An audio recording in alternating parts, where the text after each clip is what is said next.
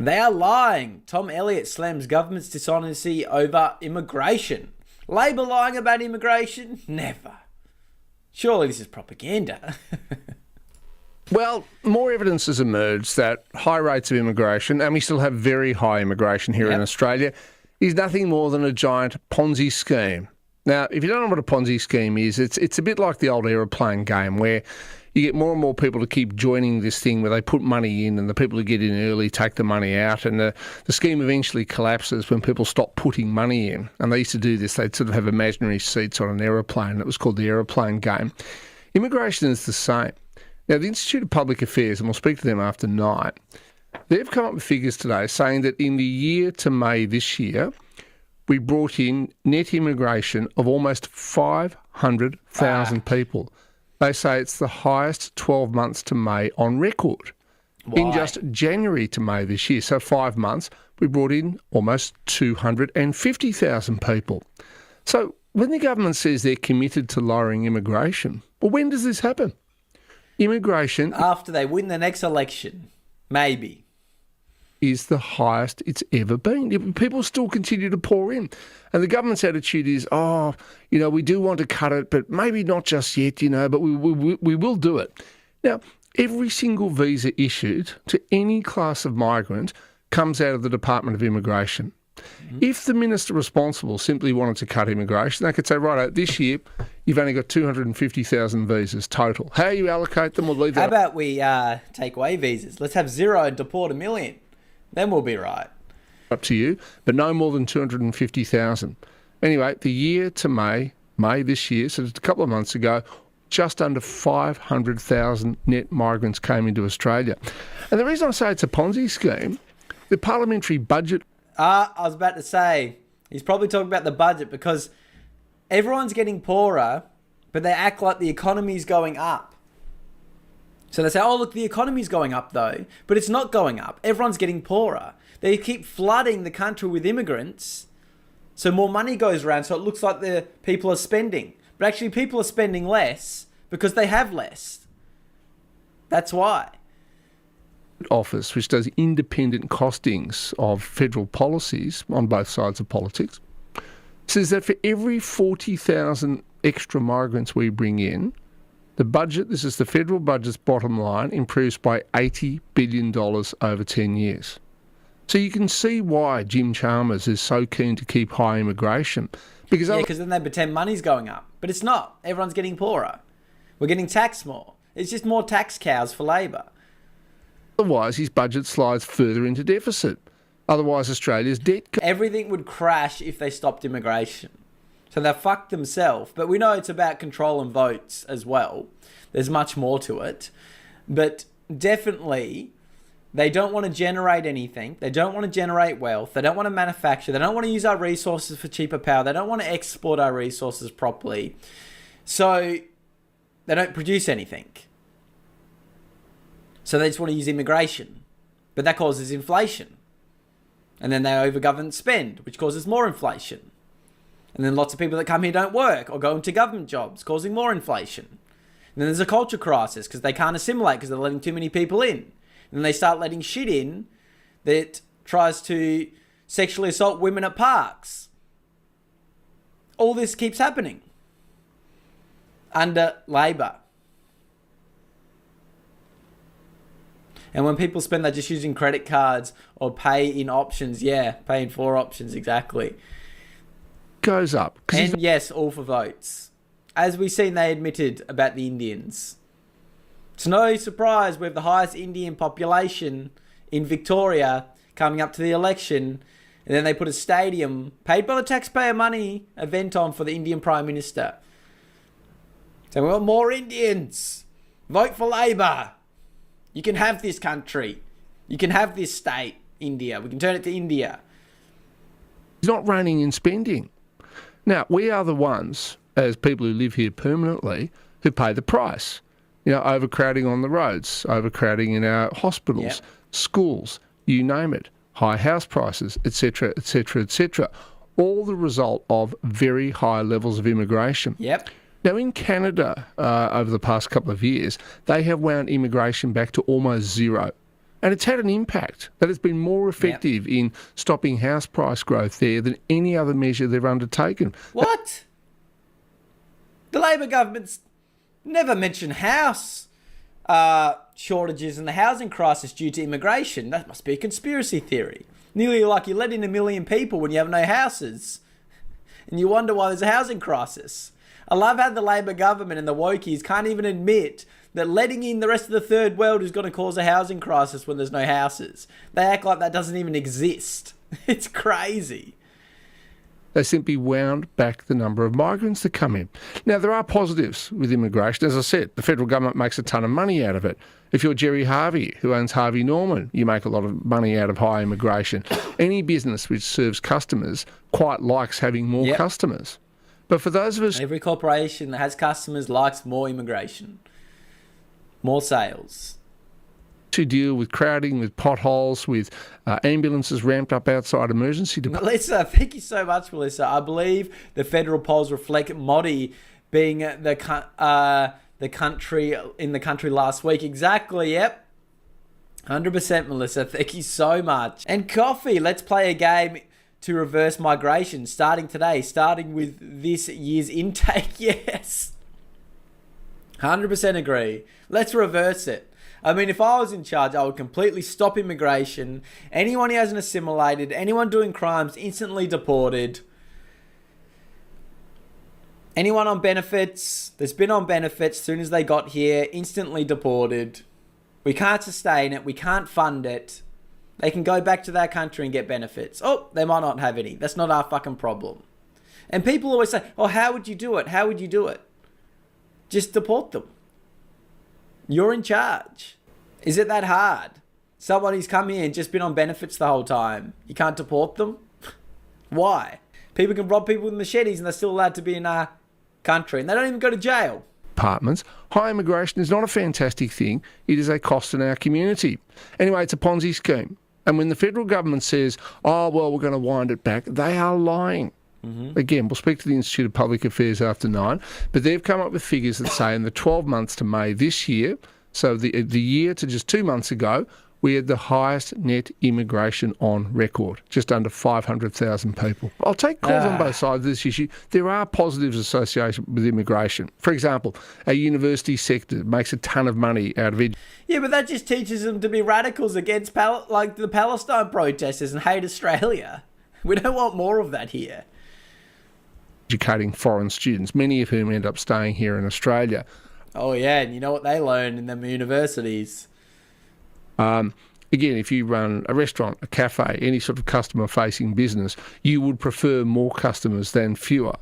If you are someone who owns a lot of property, high immigration drives up property prices, no doubt about that. So there are positives, but there's plenty of negatives as well. Machetes. And remember, governments keep saying we will wind back immigration, but they don't do anything about it. Okay, so back to immigration levels. As I said, there are pluses and minuses, pros and cons, call them what you will about high immigration. The positives are it keeps the economy ticking over, it keeps the federal budget ticking over. The Parliamentary Budget Office has said that every 40,000 migrants adds $80 billion. This helps the government. To Jim Chalmers' bottom line over a decade. So if we're bringing in almost 500,000 migrants this year, well, that's 12 times 80 billion. You can do the sums. It's a lot of money. In fact, it's actually pretty close to $1 trillion over 10 years. If we saved all that up, we'd pay off the government debt. But you can't do that. You've got to use it for net zero to make no power.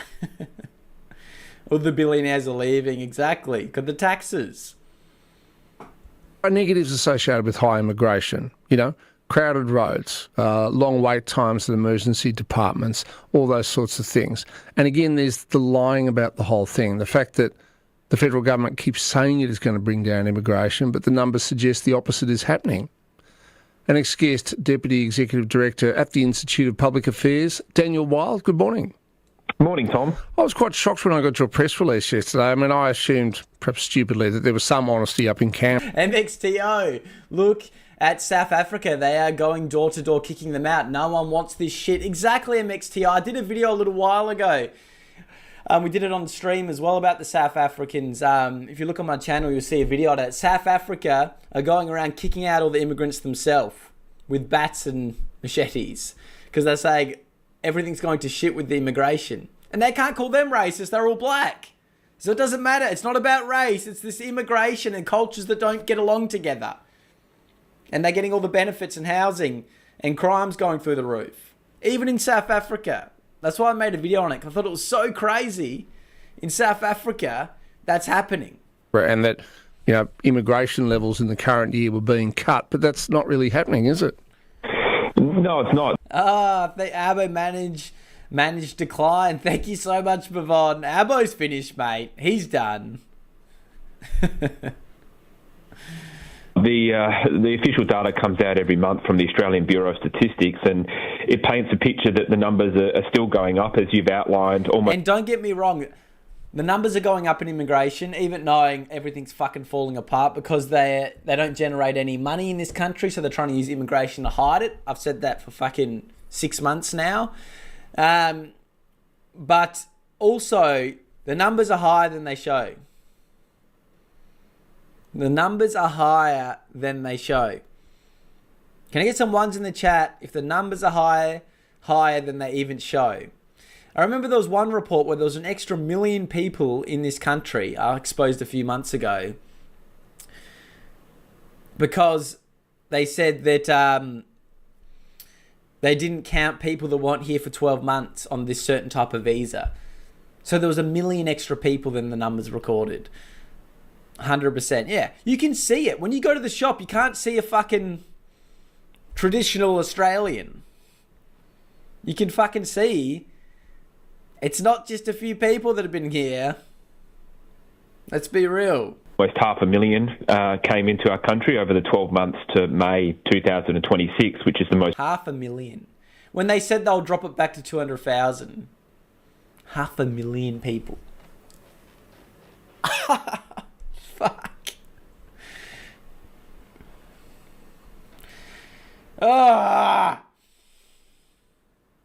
Most recent data that we have on record. Now, the reason this is a problem, as you've been discussing, is the government wants to keep bringing... 500,000 votes for Labor, yep. Never seen Aussie anymore compared, yep. In more people for a few reasons. One is, yes, it makes the budget bottom line look a bit better. Yes, it makes the economy look a bit bigger than it otherwise would be. You've got more people coming in, spending more money, and so on. But here's the real problem, Tom. The costs of this are hidden. That's net not surviving. Yeah. But I have a feeling there's a lot more than they're letting on. 5 month membership. Thank you so much. Kick up a storm. You're an absolute legend. Hello. Just says hey for his membership. You're a legend. Thank you for joining, mate. Thank you all. Make sure you always watch the streams back. I got lots. If you're a new member, there's hours and hours of content up that's left up for members. You can only see it if you're a member. Melissa, thank you so much. Is it not racist/discriminatory that Australians are having to change their way of life to suit certain migrants? Exactly, Melissa. That's what we're fighting against. We shouldn't have to change for fucking people coming over here. And they're meant to change to join Australia. Yet we're having to change and we're called racist and attacked if we don't. Oh no, I don't really agree with that culture. I don't think that's good. Oh no, you're racist. You're an extremist. No, I'm Australian, mate. Mention congestion as one example. How do you put a number on congestion? But there's also things like getting access to a doctor's appointment, getting into a local school, getting into your local childcare centre and things like this. So the costs of the migration program are diffused across our society. We just need a mini crusade in Melbourne. Just a little crusade. Just a little one. And then we'll be right. It's a joke, Labor government. Don't arrest me for hate speech. They're very hard to measure. The benefits are concentrated to a small group of people and organisations. So there's the government, but also universities. Universities get a big benefit from foreign students. And so There's a lot of pressure to bring in more people. I never knew growing up that universities just teach foreign students. I guess that's why they teach them to hate Western culture so much. Because they're trying to support their cultures overseas. I love, man, when the leaders are destroying us and letting us get taken over. Exactly, Zoe. That's right. But not a lot of pressure to cut it back. Yeah, and also the centrepiece of the budget a couple of months ago was, we want to make housing more affordable for first home buyers, which looks in the short term as though that might be happening. But again, over the long term, if you're still bringing in 500,000 migrants a year, then the pressure on housing, both to buy a house or to rent a house, is immense. Well, it's supply and demand, as you'd know better than anyone else. And the number one cause of the housing shortage on the demand side has been mass migration. Obviously, if you don't have the house... No, that's racist. You can't blame the housing crisis on mass migration. Labor said that's racist. They don't want to admit mass immigration even exists. They go, that's just our voters. What are you talking about? Can you imagine mass importing most of the third world for votes and you still can't win? One Nation is still the preferred party in Victoria. And we don't have our candidate announced yet. Houses built before people come, then you're going to have higher prices. And this is something I don't get. Like, if you want to have a big migration program, okay, let's have that debate. I don't agree with it, but other people do. Let's have the debate. But everybody agrees that let's get the infrastructure in first. So if you know as a government that you're going to issue 500,000 visas, then why don't you get the houses built first before people come into the country? Because they don't want to. They don't give a fuck. It's interesting, if you go back, God, it's almost 20 years now, when Kevin Rudd was elected, Kevin 07, I mean, he actually at least came out and said, I'm in favour of a big Australia, and, you got people like Hugh Jackman and other celebrities to do things on whiteboards to suggest what we might do to achieve that. But, I mean, at least he came out and said, I believe in a big Australia. Now, he got shot down on that a few years later and his own party axed him. But, the government's own figures about how many houses we have to build a year, we're not meeting the targets. No. We're missing it by around 20%.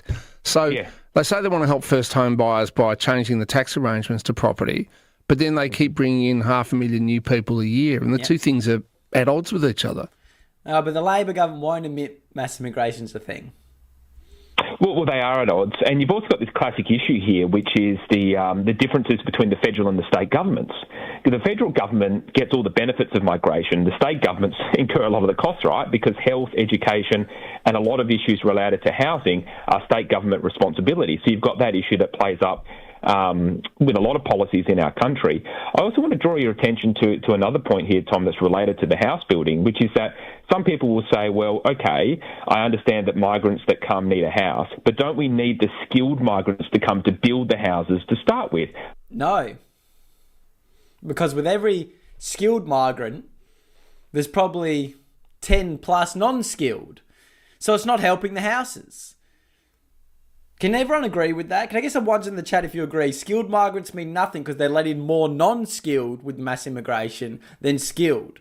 So the skilled migrants are only replacing some of the jobs for the non-skilled migrants.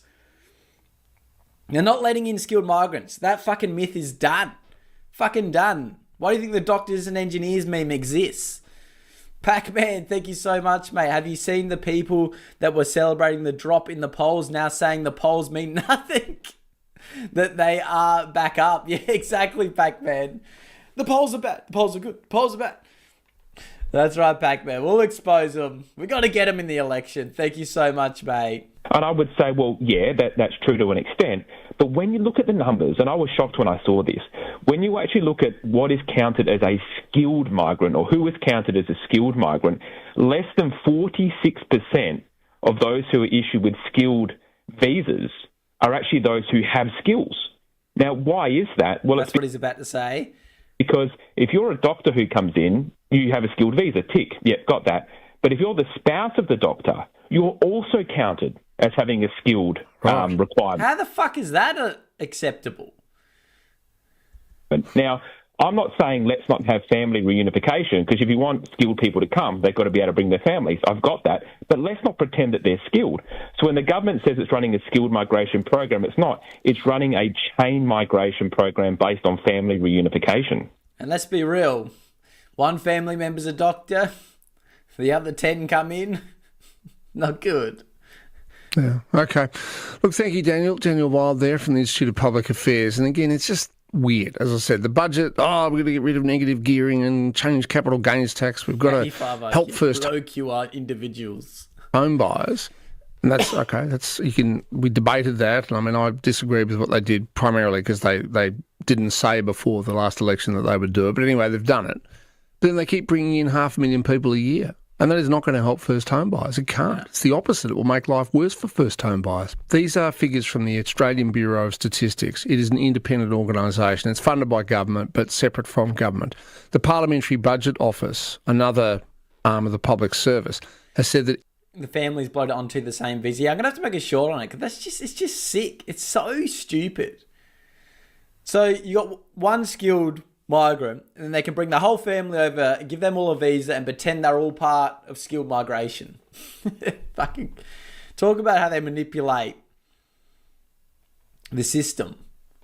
every 40,000 extra migrants we bring in puts $80 billion a year over a decade onto the federal government's bottom line. So you can see why Jim Chalmers, in his efforts to try and produce a budget surplus, wants more migrants. And that's all fine. Just be honest about it. Yep, that's right. That is right. We know they're not honest, the Labor government.